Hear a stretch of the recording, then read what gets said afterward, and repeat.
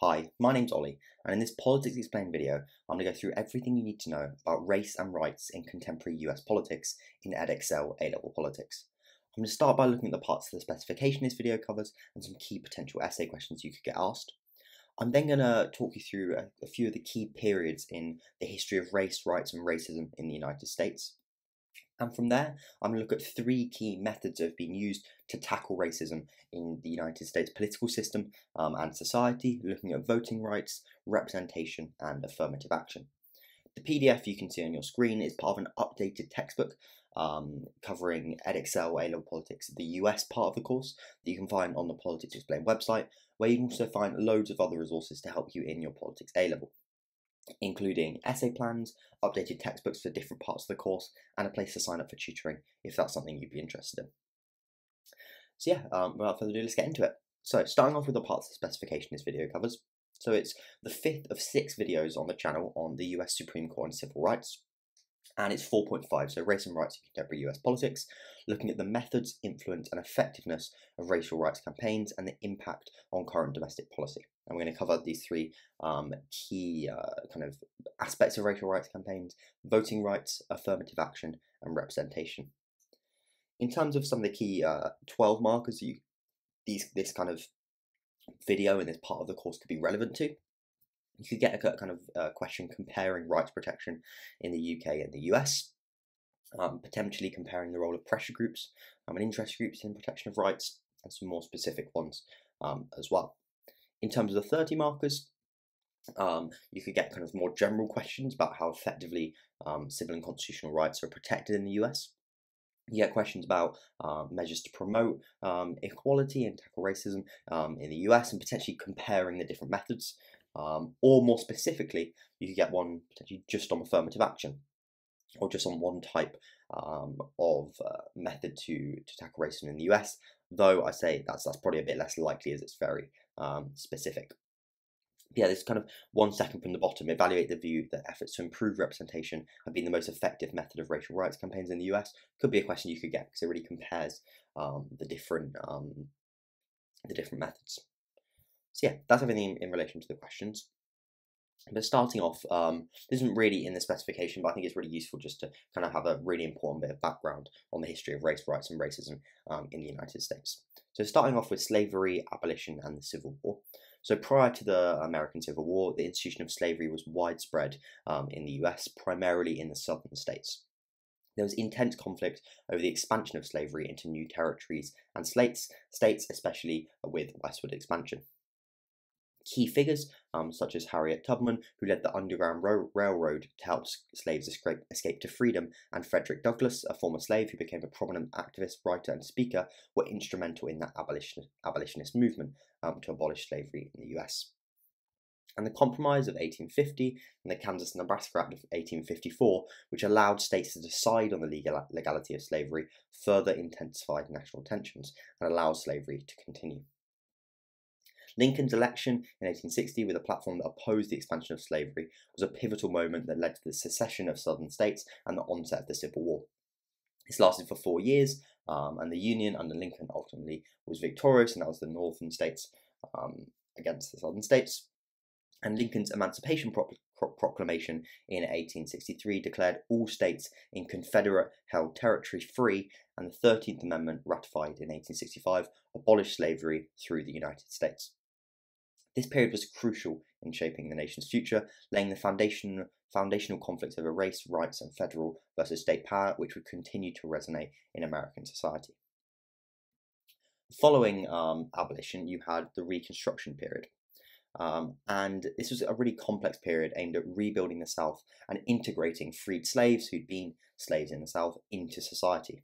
2 critical amendments were ratified during this time, which we've looked at in the previous video. So the 14th Amendment was passed in 1868, which ensured that citizenship and equal legal protection to all persons born or naturalized in the United States. And the 15th Amendment prohibited the denial of voting rights based on race, colour or previous condition of servitude. So you couldn't deny people who'd formerly been slaves the right to vote. Ultimately, however, Reconstruction faced really big challenges and opposition, particularly from the southern states. And in 1877, the contested presidential election resulted in the Compromise of 1877, which effectively ended Reconstruction. This led to the withdrawal of federal troops in the South, which had been enforcing Reconstruction policies, leaving African Americans vulnerable to increasing discrimination and violence. And even so, the implementation of 14th and 15th Amendment, the southern states found key ways to get around it, in particular with the 15th Amendment, for example, which stated they couldn't deny voting rights based on race, colour, or previous condition of servitude. They began to introduce things like literacy tests and other tests like that to effectively find ways to disenfranchise African Americans and former slaves without explicitly doing so under the 15th Amendment. It's kind of actually part of the rise of Jim Crow from 1877 to 1954. And these laws began in the southern states, ushering in a period of legalised racial segregation and disenfranchisement of black Americans. The landmark Supreme Court case, Plessy v. Ferguson, epitomised this era by upholding the constitutionality of racial segregation under the separate but equal doctrine. This ruling provided a legal basis for a system of segregation and discrimination that would last well into the 20th century. And during this time, African Americans faced systemic disenfranchisement, educational and economic disadvantages, and were subjected to harsh racial prejudices and violence. The Jim Crow era also witnessed the systemic disenfranchisement of African Americans, as I kind of mentioned, particularly in the South. So methods such as poll taxes, literacy tests, grandfather clauses, and other discriminatory practices were employed to prevent African Americans from exercising the right to vote, effectively getting a workaround the progress made by the 15th Amendment. So they didn't apply, but they could still disenfranchise black voters. And the rise of white supremacist groups like the Ku Klux Klan further entrenched racial inequalities, and the period laid the groundwork for the civil rights struggles that would emerge in the mid-20th century, highlighting the deep and enduring racism in American society. So, the civil rights movement was a defining period in the US, marked by a massive struggle against racial segregation and discrimination, starting in kind of the post-war period, primarily in the South. The movement began to gain significant national momentum with the Supreme Court's landmark decision in Brown v. Board of Education, which declared state laws establishing separate public schools for black and white students unconstitutional, and overturning the separate but equal doctrine established by Plessy v. Ferguson, which had effectively previously said that racial segregation was constitutional. This ruling was a catalyst for further civil rights actions, including the Montgomery bus boycott of 1955 to 56, led by figures such as Martin Luther King and Rosa Parks, and the boycott successfully ended racial segregation on public buses in Montgomery, Alabama, and served as a model for non-violent resistance as part of the civil rights movement. In terms of the legislative success of the civil rights movement, during this era, significant legislation was passed to dismantle institutionalized racial segregation and discrimination. The Civil Rights Act of 1964 was a monumental achievement, prohibiting discrimination based on race, colour, religion, sex, or national origin. It also ended unequal application of voter registration requirements and racial segregation in schools and at the workplace, and by facilities that served the general public. The 24th Amendment then, ratified in 1964, abolished the poll tax, a barrier that was used to restrict voting rights for African Americans, and this was followed by the Voting Rights Act of 1965, another landmark piece of legislation which aimed to overcome legal barriers at the state and local levels that prevented African Americans from exercising their right to vote as guaranteed under the 15th Amendment. So there was a lot of key legislative successes under the civil rights movement, and these were the consequence of sustained activism marked by protests, marches, sit-ins, and acts of civil disobedience across the country. The civil rights movement therefore fundamentally reshaped American society, challenging the deeply entrenched systems of racial segregation and discrimination, and laid the groundwork for ongoing efforts towards racial equality and justice in the United States, though of course it didn't result at all in the abolition of systemic racism completely. And part of this was the post-civil rights era. We have a kind of real conservative shift under a number of Republican presidents in the 70s and 80s. And this was a real shift towards conservative ideology within the Republican Party, initiated with Nixon's Southern strategy, which appealed to the racist anxieties and resentment of white voters, particularly in the South, marking a strategic departure from the Republican Party's early support for civil rights. And this was crucially an intentional strategy aimed at picking up former Democrats in the South, early racist, white supremacist Democrats in the South, in order to help the Republicans get elected. This was further propelled by during Ronald Reagan's presidency, which included a conservative shift on social issues, heavily influenced by the emerging evangelical Christian right. This led to challenges against affirmative action and a general withdrawal from proactive racial equality efforts. So, of course, they didn't overturn any of the key civil rights laws, however, or amendments. Despite the conservative surge, this era was not devoid of progress for African Americans. Milestones such as Harold Washington's election as Chicago's first African American mayor, and Jesse Jackson's significant, but ultimately unsuccessful bids for Democratic presidential nomination in '84 and '88 signaled growing political empowerment for African Americans. However, the period was also marred by mass racial tensions, as evidenced by incidents of racial violence in Howard Beach and Bensonhurst, pointing to the continued deep-seated racism in American society. The post-civil rights era therefore emerged as a complex and kind of multifaceted period marked by a combination of political realignment, with the Republicans picking up a lot of these racist voters in the South, conservative ascendancy, with the Republicans really dominating, especially in the presidency in this period, and a blend of advancement and challenges in the ongoing struggle for racial equality in the United States. And the final key period we're going to have a look at is effectively in the last decade, and that's the Black Lives Matter movement, which emerged in 2013 following the acquittal of George Zimmerman in the shooting when he shot death African-American teen Trayvon Martin. BLM gained momentum and international recognition following a series of high-profile cases of police brutality and racially motivated violence against African-Americans, including Michael Brown in Ferguson, Trayvon Martin, and Eric Garner in New York. The movement is decentralized and largely organized via social media, and it focuses on addressing systemic racism that persists in the United States, police brutality, and broader issues of racial inequality in the criminal justice system. It spurred widespread protests, raising awareness and sparking a national and global conversation on race and discrimination. And it was reignited in 2020 after the death of George Floyd, an African American who was killed during arrest by Minneapolis police. The incident triggered a global wave of protests, including a focus on statues that venerated racist figures, such as Confederate leaders in the United States, that continued to be in place. The influence of BLM has extended beyond street protests, impacting political discourse, policy debates, and the 2020 presidential election, highlighting the persistent challenges and evolving nature of the fight for racial equality in contemporary America. The movement's emphasis on inclusivity and intersectionality, acknowledging how race intersects with other identities like gender and class, marks a new era in civil rights activism. But it ultimately continues to prove that there is persistent systemic racism in the United States that continues to need to be tackled.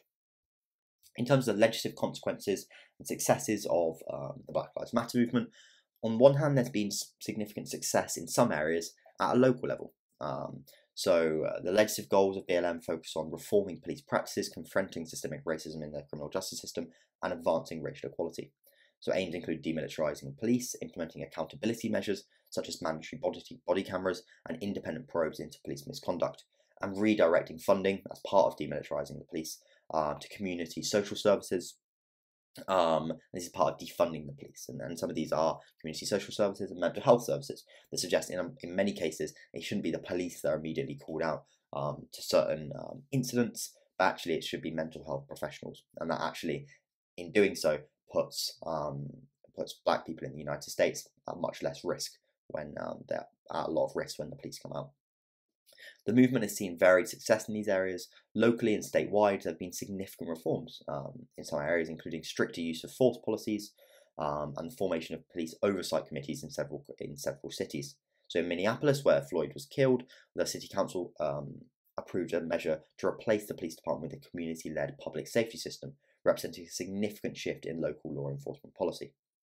In California, passed Assembly Bill 392, one of the nation's most restrictive use of force laws, which changes the standard for police use of lethal force when it is reasonable to when it is necessary. So some success at a local level in certain states.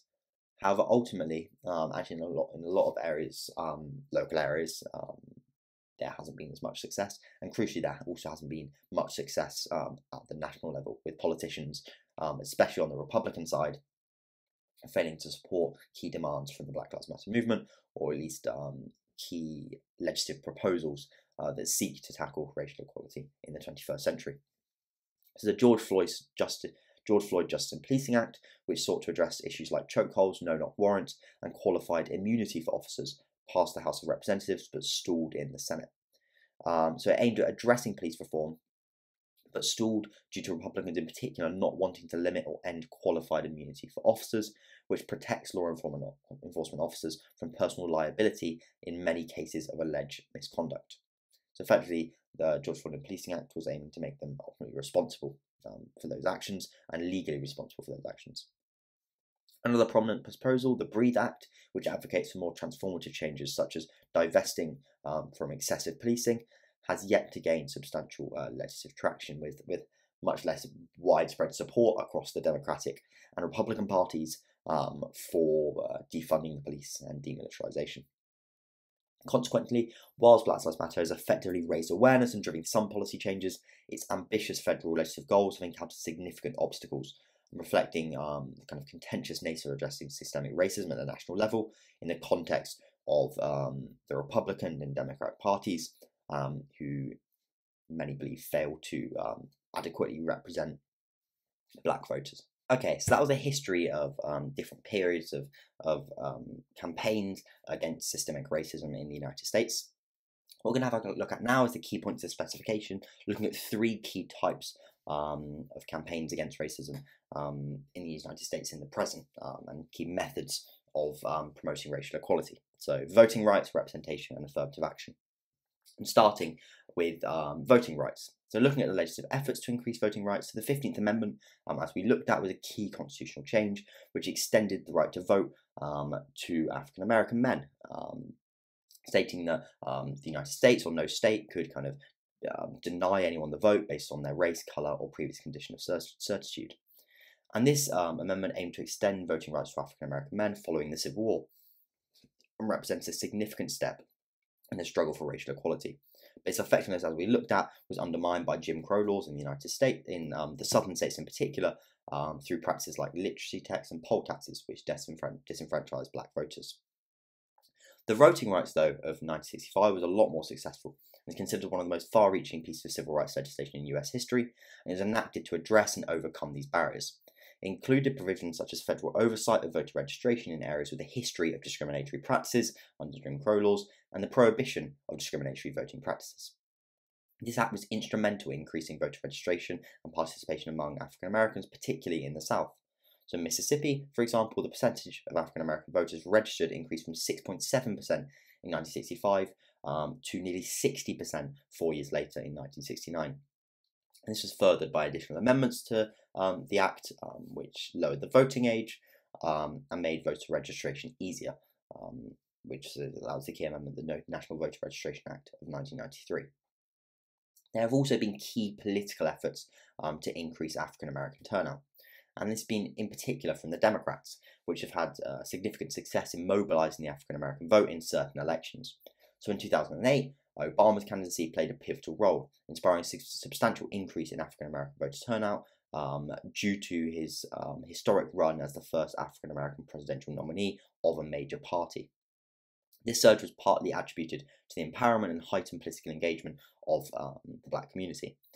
And African American turnout in the election was 65.2%, in comparison to 66.1% for white voters, and up from 60% 4 years earlier in 2004. There were also significant voter mobilisation efforts targeting African American voters in the 2020 election as well. These efforts were successful, increasing turnout to 62.6%, in comparison to 71% of white voters, up from 59.6% 4 years earlier. And in the election, Stacey Abrams' work in Georgia was a standout example of effective voter mobilisation. Her efforts focused on combating voter suppression and increasing voter registration, especially among African Americans and other marginalised groups. So Abrams and her organisations Fair Fight and the New Georgia Project successfully registered more than 800,000 new voters, which significantly contributed to the high voter turnout in the state, And this was instrumental in Biden's narrow victory in Georgia, demonstrating the impact of targeted voter registration and mobilization efforts in changing the political landscape of a historically conservative state. It was also really, really important in enabling Democrats control of the Senate, which it was 50-50, and they obviously had control because of the vice president, and Georgia was crucial to that after the runoffs. So their kind of efforts to increase African American political participation through legislation and also voter mobilization. However, there have been a number of efforts on the other side to effectively fight against this, and or that have limited the effectiveness of these provisions, so it'd be more accurate. And really important to this is the Supreme Court case Shelby County v. Holder in 2013.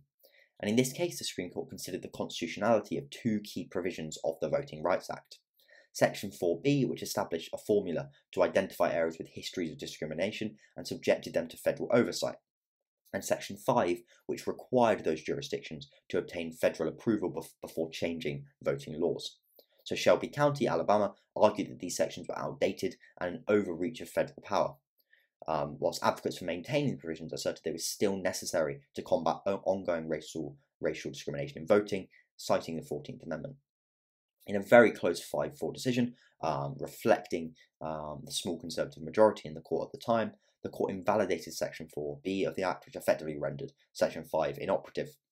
And it stated that the formula was based on outdated data and unresponsive to current needs, thus violating the principles of federalism and the equal sovereignty of states. And it therefore made it much easier for Republican states to introduce racially discriminatory changes to voting procedures and rendered key provisions of the Voting Rights Act inoperative. And this really had consequences. So the removal of these safeguards led to immediate consequences. So strict photo ID laws were introduced in Texas, Mississippi, and Alabama, which had previously been barred under federal pre-clearance. African American voters are much less likely to have the photo ID needed to vote in comparison to white voters, and therefore it disproportionately disenfranchises African American voters. And in 2017, Iowa implemented strict voting restrictions, including a law that permanently disenfranchised individuals with felony convictions unless they received individual clemency from the governor. And again, this has a disproportionate impact on African American Iowans, who are 9.3 times more likely to be incarcerated in comparison to white Iowans. And then another key thing to look at is the 2020 election, when there are allegations of efforts to suppress the black vote in various districts and states. This included long lines and limited polling places in predominantly black neighbourhoods, stringent voter ID laws, and the purging of voter rolls, disproportionately affecting black voters. In Georgia, there are reports of long waiting times in predominantly black neighbourhoods, which can discourage voting. And in Texas, the governor's decision to limit drop-off locations for mail-in ballots to 1 per county affected larger, much more diverse counties, that they had to travel much, much further. And additionally, many of the areas where former President Trump claimed voter fraud occurred, such as Detroit, Milwaukee, Philadelphia, and Atlanta, had significant black populations. And these claims were widely seen as efforts to delegitimize votes from these communities, although numerous legal challenges and recounts confirmed the integrity of the election results. And every single one of Donald Trump's legal challenges against the election were unsuccessful. So that's the efforts of voting rights, both the efforts to improve voting rights and political participation, and how they've been limited by Supreme Court decisions and the consequences of those decisions, and also political actors, in particular in Republican states in the United States. What we're going to have a look at now is representation. So over time, the racial composition of the US population has gradually shifted towards greater diversity. And it's estimated that by the middle of the century, there's going to be a minority majority in the US population. So the proportion of non-Hispanic white Americans has been decreasing, while the percentages of Hispanic, Latino, Black, Asian, and other minority groups have been increasing. This is driven by higher birth rates among minority populations and immigration patterns. So if you look at the kind of percentage of the US population in 2021, white people still remain nearly 60% of the population. There's a very significant, so it's a much more diverse population than the UK. So just have a quick look at those stats, so you can compare it when we look at Congress now. So the 118th Congress is the most racially and ethnically diverse in history, with about a quarter of its members identified as something other than non-Hispanic white, in comparison to 40% of the population. So still, white voters are white people are massively overrepresented, and minorities are underrepresented in Congress. This has, though, nearly doubled since the 108th Congress, which had 67 minority members. So current Congress includes 60 Black, 54 Hispanic, 18 Asian American, and 5 American Indian or Alaskan Native members. And the vast majority of these, 80%, are Democrats, whilst 20% are Republicans. But despite this progress, as we kind of looked at, Congress is still disproportionately white compared to the US population. In terms of US government, Obama is the only non-white president in history, and Kamala Harris is the only non-white vice president in history. Biden's initial cabinet was one of the most diverse in history, with 55% of members being non-white, in comparison to Trump's first cabinet, in which just 18% of members were non-white. So Biden's first cabinet included the first Native American as Secretary of the Interior, first Hispanic as Secretary of the Department of Homeland Security, and the first Black person as Secretary of Defense, Lloyd Austin. In terms of state governments, there are currently just 3 non-white state governors in the US, in New Mexico, Oklahoma, and Maryland. And a political investigation in 2023 found that every state legislature in the US underrepresents the state's non-white population in its legislature. In Oklahoma, for example, the non-white population is around 34%, whilst the percentage of non-whites in the state legislature in 2020 was just 7%. Similar, in the state legislature in Oregon is even worse, where the percentage of non-whites in the state legislature in 2020 was just 1% compared to the non-white population being around 24.3%. There have been significant efforts to improve representation in Congress and across the United States, and a key part of this is majority-minority districts. So they were created as a result of the Voting Rights Act of 1965 and subsequent redistricting processes. And these districts are formed when the boundaries are drawn so that the majority of voters in the district area are from a racial or ethnic minority. And this process aims to ensure that these groups have a fair chance of electing representatives of their choice. So as of 2024, there are 136 majority-minority districts in the US House of Representatives, spread across 27 states. This is around 31% of the nation's 435 US House districts. An example is Georgia's 4th Congressional District, created after the 1990 census, which led to the election of the state's first African-American congressman since Reconstruction. And it's currently represented by African-American lawyer Hank Johnson. And similarly, Texas' 29th Congressional District was formed to increase Hispanic representation, and is currently represented by Mexican-American Sylvia Garcia. So that's majority-minority districts, which have had some success, and you can see there has been increases in the number of non-white representatives in Congress. And campaigning and candidate selection has also been another key method. So specific parts of the Democratic Party, such as the Democratic Congressional Campaign Committee and various caucuses within the party, like the Congressional Black Caucus, have been instrumental in efforts to improve non-white representation in Congress. These groups work on candidate recruitment, campaign support and policy formulation that seeks to ensure that candidates from minority communities are well equipped to run competitive campaigns and represent their constituencies effectively. And additionally, grassroots organisations and local party committees often play a key role in these efforts. In order to become a new Democratic candidate, though, you have to win support from the voters in the primary election, who may support a white candidate instead. Whilst also local party chairs are found to be key actors in determining which local candidates to support, but their preferences might not always align with those of party activists. And the chairs often focus on local ties and sometimes express concerns that voters won't support Black or Latino candidates. And this strategic discrimination can limit the diversity of candidates. Okay, so the final campaign for racial equality we're going to have a look at in this video is affirmative action. So affirmative action in the United States is a policy designed to address historical injustices and discrimination faced by minority groups, particularly in education and employment. Introduced by JFK through an executive order, it initially mandated government contractors to take affirmative action to ensure employment practices were free of racial biases. This was later expanded under President Johnson to include educational institutions, and the intention was to create equal opportunities for all citizens by considering race, ethnicity, and gender in decisions related to hiring, admission, and other opportunities.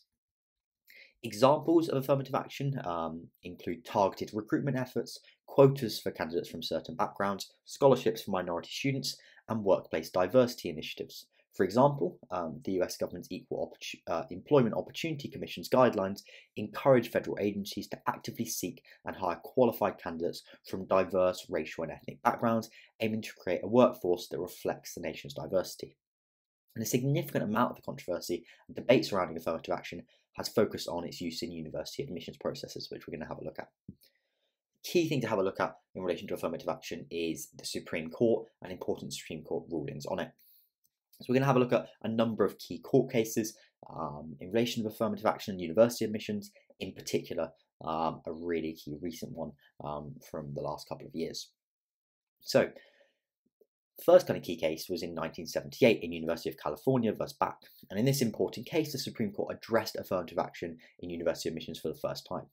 So Alan Back, a white applicant, sued the University of California after being denied admission to its medical school, arguing the school's quota system for minority applicants was discriminatory and violated the 14th Amendment, in particular its Equal Protection Clause. UC Davis Medical School admissions policy reserved 16 out of 100 seats for minority candidates. The court's decision was split, resulting in no single majority opinion. However, it was concluded that the university's specific use of racial quotas was unconstitutional. Yet in a key element of the ruling, Justice Power asserted that race could be considered as one of several admission criteria, setting a precedent for future affirmative action policies by emphasising the value of diversity in educational settings. So in effect, said that the specific affirmative action programme in terms of quotas was unconstitutional, but affirmative action was constitutional. In Grutter vs. Bollinger in 2003, this was a key Supreme Court case in which Grutter, again a white applicant, filed a lawsuit against the University of Michigan, arguing that its admissions policy, which considered race as a factor, was discriminatory and violated, again, the Equal Protection Clause of the 14th Amendment. The Supreme Court, in a 5-4 decision, upheld the law school's policy this time, ruling that the school's use of race in admissions was narrowly tailored to achieve the compelling interest of attaining a diverse student body, aligned with constitutional principles. And the case affirmed the legality of race-conscious admissions policies in education, provided they're part of a holistic review process.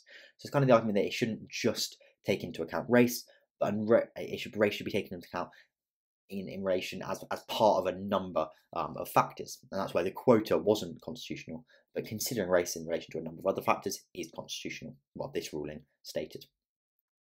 Then in Fisher versus University of Texas, in 2 cases, both in 2013 and 2016, Abigail Fisher, again a white applicant, sued the University of Texas, and it challenged the university's consideration of race as part of its holistic admissions process.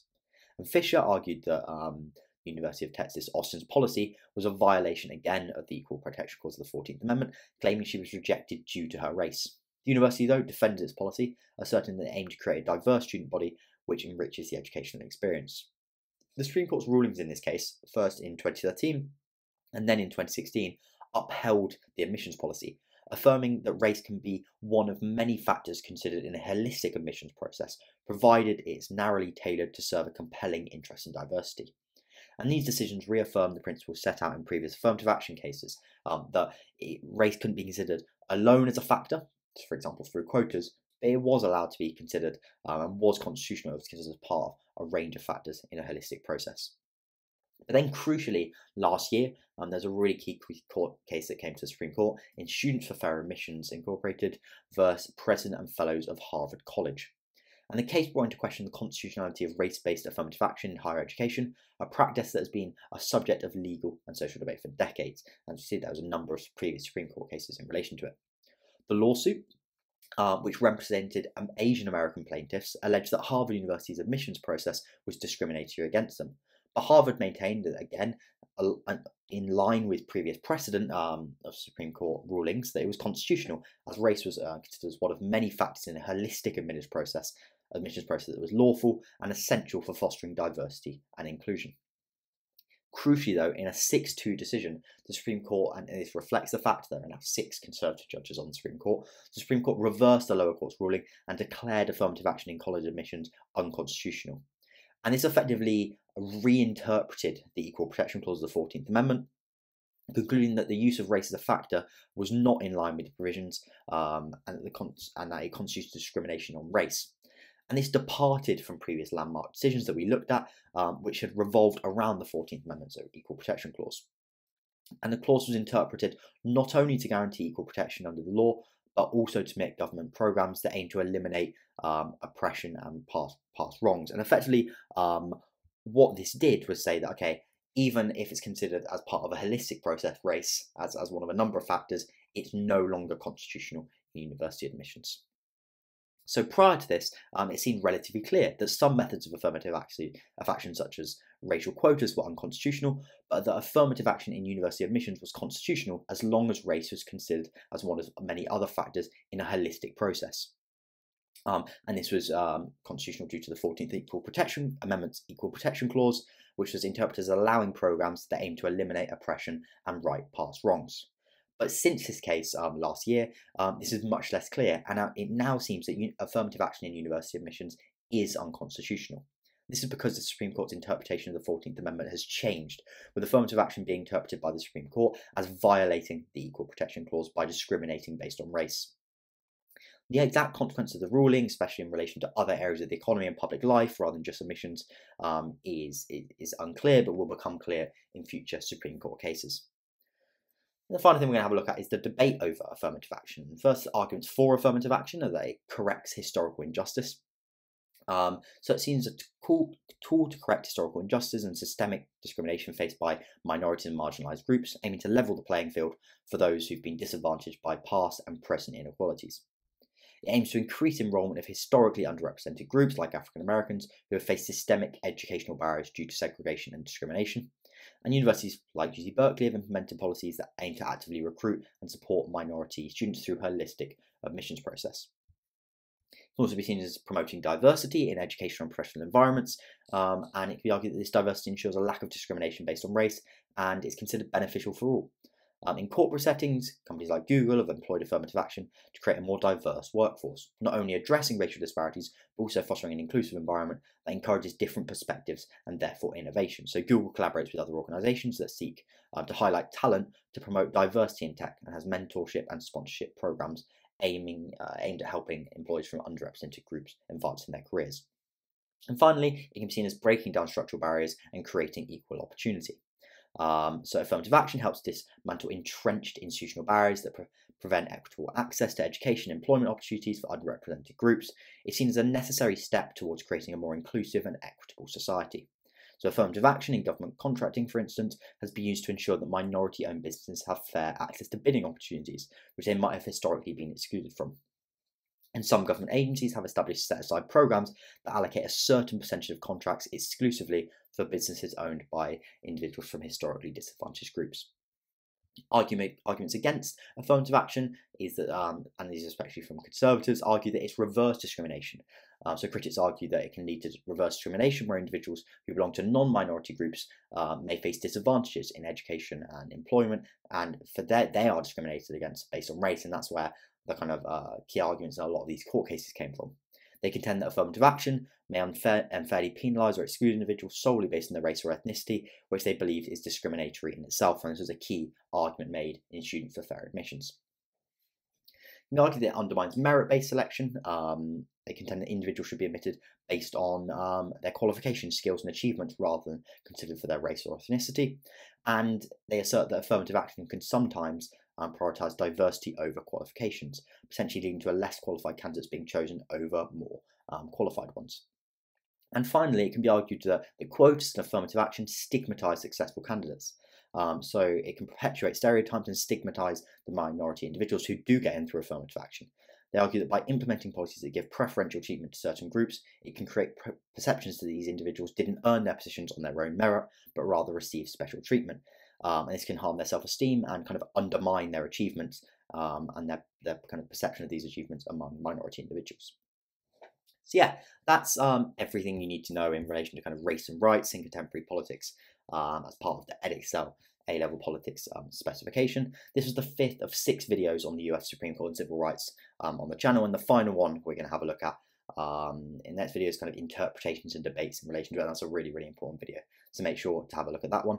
Let me know in the comment section if you've got any questions or comments, and I'll see you in the next video.